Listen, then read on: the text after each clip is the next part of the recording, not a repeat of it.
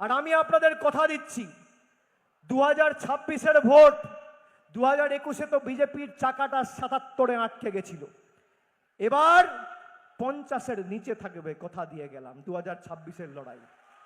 আমি ভবিষ্যৎবাণী করি না, আর যদি ভবিষ্যৎবাণী করি আমার ভবিষ্যৎবাণী ঈশ্বরের কৃপায় আশীর্বাদে মানুষের ভালোবাসায় অল্প হলেও মেলে। আমি তারিখ ধরে বলতে পারি না অমুক তারিখে এই হবে তাই হবে, কিন্তু আমি যদি বলি যে 2019-এর তুলনায় তৃণমূলের আসন সংখ্যা 2024-এর ভোটে বাড়বে, সেটা বেড়েছে।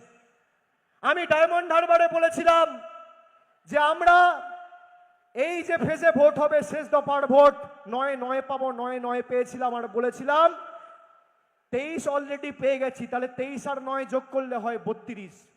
কিন্তু 3টে সিট আমরা অত্যন্ত কম ব্যবধানে হেরেছি। একটা বিষ্ণুপুর 5000 ভোটে হেরেছি, একটা পুরুলিয়া আমরা 17,000 ভোটে হেরেছি, আর একটা বিজেপির বাঁচাল সভাপতি সুকান্ত মজুমদার 9,000 ভোটে জিতেছে। সে নাকি আমার বিরুদ্ধে এসে মানুষকে সংগঠিত করতে আসবে।